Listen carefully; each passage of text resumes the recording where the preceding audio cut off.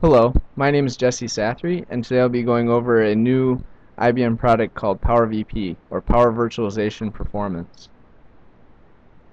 What is PowerVP? It's a real-time graphical monitoring tool that allows for hardware drill down, as well as a drill down into the LPAR to see LPAR resource usage.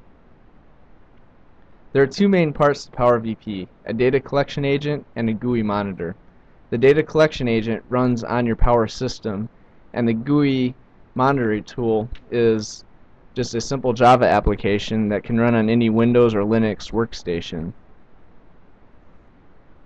The data collection agent is compatible with all major IBM Power operating systems, including IBM I, Linux, AIX, or VIOS.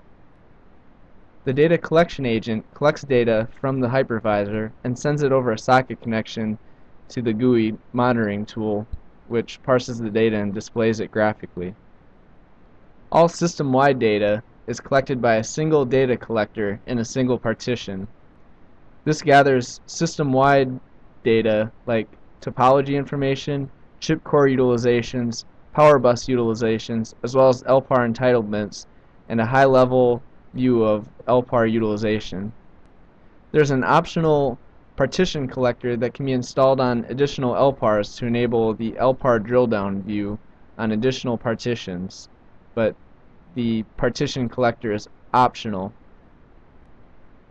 There are no HMC requirements for the data collection agents, but the data collection agents do require firmware 7.7 or later in order to enable the hypervisor interfaces to collect the data. So now that we've looked at the background and overview of PowerVP, let's look at the tool itself. So this is what the GUI part of the tool looks like when we first open it. So in this first example, we'll be connecting to a live system and viewing the output. So to do that, I go up here to File, New Connection. I put in the host name of the LPAR that I'm going to connect to, the port that I want to connect over, whether to use SSL or non-SSL, as well as my login credentials for the LPAR. And then I just hit OK. And then it connects over the socket connection to my LPAR. So as you can see now, we're starting to collect data from the LPAR, and all of this data that we'll be seeing in this view so far is all of our system-wide collection. So just kind of going around the display here, I'll go over what we're actually looking at. So up on the top here, this table that we're looking at is a list of all the LPARs in the system. We can see whether it's dedicated or shared, how many cores are entitled to each LPAR, how many cores are actually assigned, as well as a view of the utilization from phyp's point of view. I can scroll down here, and you can see that there are a lot of LPARs in the system that we're connected to. So going around the display, in the upper left here we have some high-level information on the system. We can see its nominal clock frequency, number of cores, number of chips, as well as which OS we're connected to.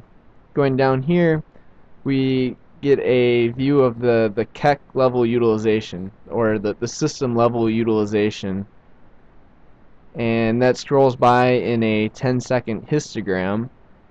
And going down here, below that, we can see the actual percentage of what we're looking at in the graph above, as well as the system CPI, or cycles per instruction.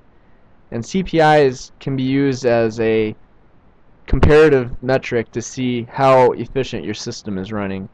It's tough to give a hard measurement of what's a good CPI and what's a bad CPI across all systems, but in general you want to minimize that CPI value. And then we also measure the actual frequency across each core in real time. Below this we have our playback information, so we have a timestamp according to our GUI system of when the data was collected, and then we can also see how long we've been collecting the data, and we can pause, play, or rewind at any point. It acts sort of like a DVR. And down here at the bottom we have a list of all the connections that we currently have open. So right now we just have one system-wide collection that we on the one LPAR. So going over here, the main view of PowerVP is this view of the hardware utilization. And so what we're connected to right now is a 4-node system, and each of these big boxes here represent a hardware node, and each of the smaller boxes within these are chips or processor modules, and the number that's on each of the boxes is a utilization of each chip. And then there's these different lines that are connecting the various boxes, and these represent our power buses. So these lines within the node are our WXYZ links, and then these lines that are going around here between different nodes are our ABC links. I can click on any of these nodes to get a more detailed hardware breakdown. So I'll just click on node 0 for now. And that'll open up a separate tab in my display here, and I get a more detailed breakdown of what's going on within my node. So each of these processor module boxes here correlate with the boxes that we're seeing here in this view. Going back over to my node, so these buses here, as you can see, they're labeled are our WXYZ links that connect our chips within the node.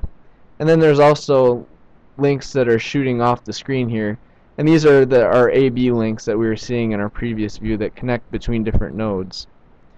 From within this view, we can also see our GX utilization, which is I/O traffic, as well as memory controller utilization. So you can see here from this more detailed breakdown, we can get an actual breakdown per individual core on utilization. And I can hover over any of the cores to see, exactly what the utilization is. So if I go back over here to my overall system view, I can actually click on any of the nodes in the system and get that same detailed breakdown. So one of the other really neat features on this view is I can see where my LPAR resources map to my hardware resources. So I can click on any of the cores in this view and see which LPAR that they belong to.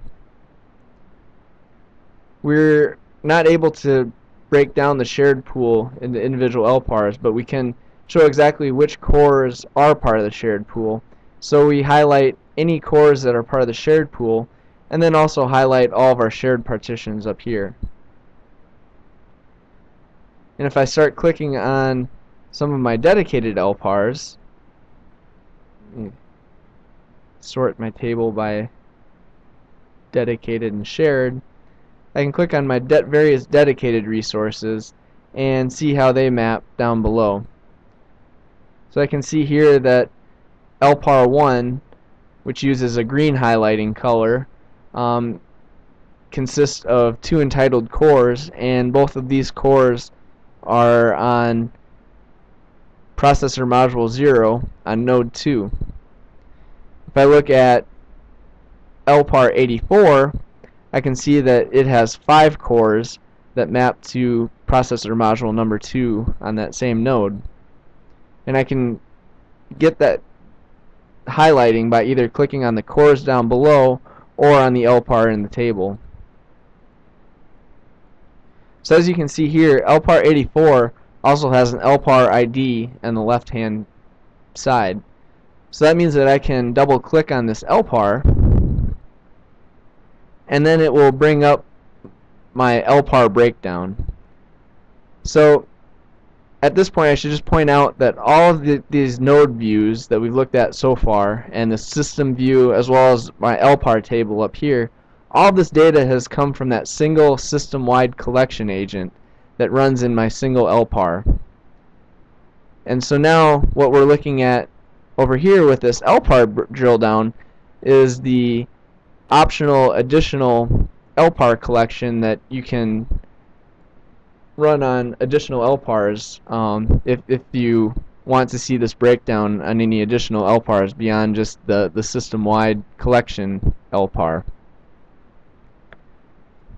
So if I expand this a little bit, you can see here that on my upper left-hand part of my LPAR breakdown, I can see more high-level resources or high-level information on the LPAR itself, whether we're dedicated or shared, or SMT mode, cores entitled, the CPI within the LPAR, number of disk drives, Ethernet adapters, and then we also have other graphical breakdowns of what's going on within the LPAR. So just starting up here on the top, I can see my CPU usage, my overall disk transfer, and then I can also click on that and get a breakdown of individual disk activity. Continuing on, I can look at Ethernet activity, get a similar breakdown for Ethernet usage. LSU CPI is load store unit CPI, FXU CPI is floating point CPI, and global completion table CPI is the GCT here on the right. So if I go back over here to my LSU CPI and click on that, I can get a more detailed breakdown of what's going on in my load store unit, or basically my memory hierarchy. And so down here, down below, I can look and see about how much time I'm spending waiting on each memory resource. And this ranges everywhere from my local L2 and local L3 caches, local memory, onto L2.1 and L3.1. And so L2.1 and L3.1 is basically the caches from within the same chip but across a different core.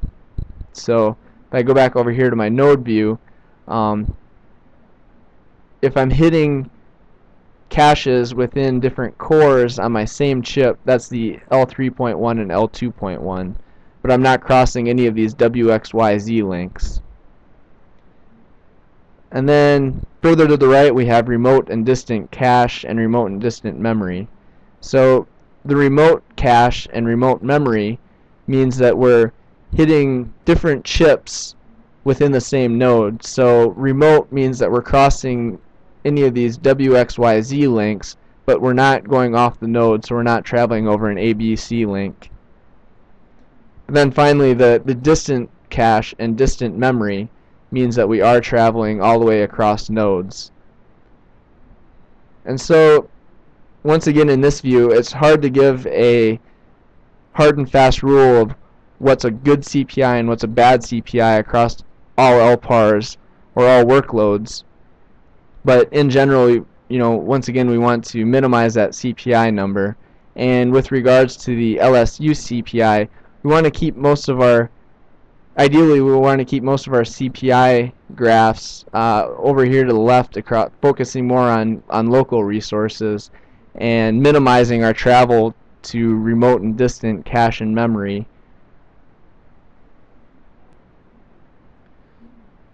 So by default, all of our data is stored within a memory buffer, but at any point I can click on any of my connections down here and I can choose to start to record them. So if I just click on it here and hit record, and now all the data that we're looking at right now is being written off to hard disk and can be replayed later. And I can choose to record system or LPAR data separately. So next we'll be looking at how the replay function works. The last thing we're going to look at is the replay of saved data. Previously, before, when we clicked on our connection and hit record, it saved our data off onto the hard drive. So now, when we're back here to our main PowerVP screen, go up here to File, Load, and there's a directory that's created to store all of our logs, and it's separated by each of the different host names that we choose to connect to.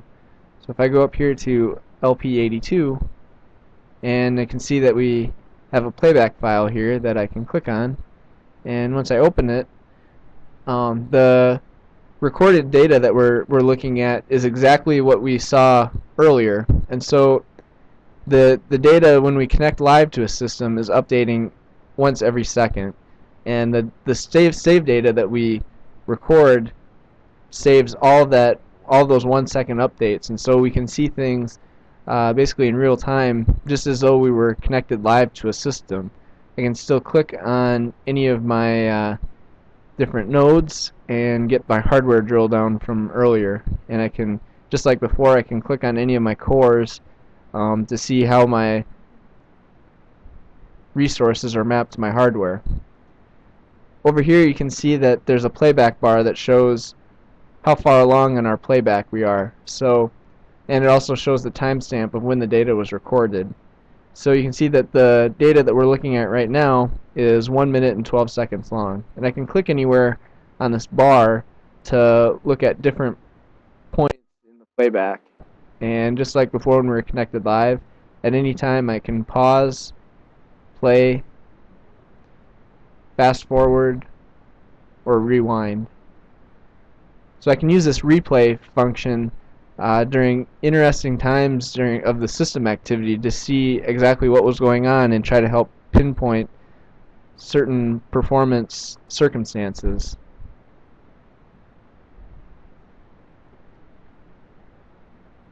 So that just about covers most of the main features of PowerVP. PowerVP will be releasing at the end of November 2013, and it will be bundled with PowerVM Enterprise Edition, and it will also be sold separately as an individual product. Thanks.